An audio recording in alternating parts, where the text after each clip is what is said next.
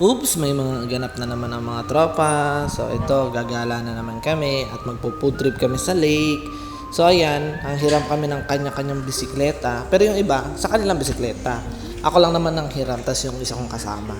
So pupunta muna kami sa mall para bumili ng pagkain. At dahil malayo-layo ang babiyahin natin, kasi nga pupunta tayo sa lake at maghahanap tayo ng spot. So kailangan natin bumili ng pagkain at tubig. So ayan, biyahe ulit kami ng biyahe sa kung saan man kami mapunta. Dahil matagal-tagal na rin akong hindi masyado nagbibisikleta, ayun, sumakit na ang tuhod ko at sumakit na ang singit ko kakabisikleta. So ayan, nagbantay muna ako ng mga bisikleta kasi nga bumili sila ng mga pagkain.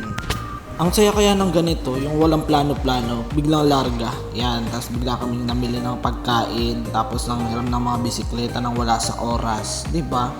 Kaya yan, maghahanap muna kami ng spot at babiyahe ulit kami ng napakalayo. Tawid kami ng tawid kung saan, pati mga kalsada, mga hindi dapat tawiran, tinatawid ng mga Pilipino. Mga Pilipino talaga, ang titigas ng ulo. Disclaimer lang sa mga kabayan natin dyan, pag nagbibisikleta, lalo na sa city, dapat po naka-helmet kayo kasi nga, bawal rin po bumiyahe ng hindi naka-helmet. So, gaya niyan, mga pasaway, tawid ng tawid kung saan. Pero, nag-iingat naman po kami dyan kasi tatawid lang po kami dyan sa may ilog. Wag po sana akong mabash dahil lang tumawid kami dyan sa kalsadang yan na wala naman pong bike lane. Kasi nga hindi namin alam kung saan kami pupunta at naghahanap pa kami ng spot. Kagaya niya, tumawid na lang kami ng ganyan kasi nga hindi namin alam kung saan kami pupunta.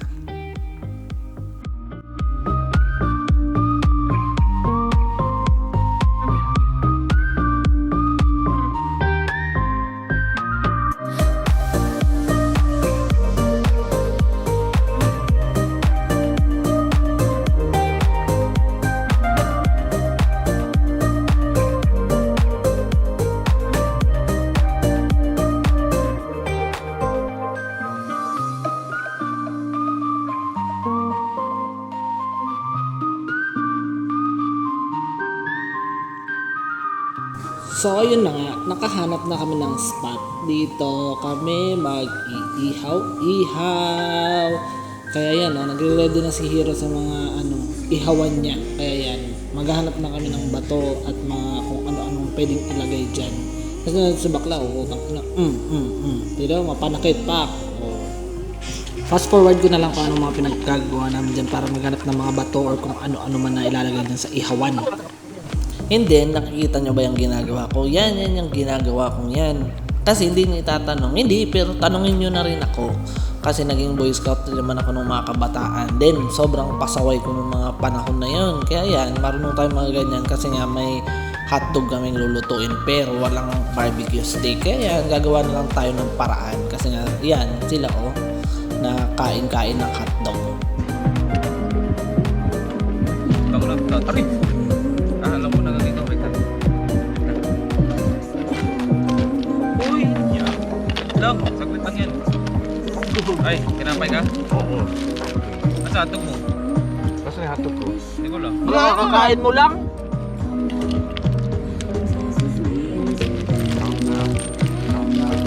Direction drone, hangin. Ay, ang mga person, tinamad ng magpaypay, tinawag ang drone ko para lang pasindihan ng maayos yung ihawan. Kaya yan, ganyan. Palipad na lang ako ng drone para lang sindihan yung yung ihawan para makapag-ihaw ng maayos. Kasi mag-iihaw na kami ng manok. Kailangan namin ng malakas na apoy. Yan, ginawa na lang namin pangsindi. Diba? Pagka mahal-mahal pero pansindi lang. Sige nga, magpapalipad na lang ako. Madali ang drone shot. Go!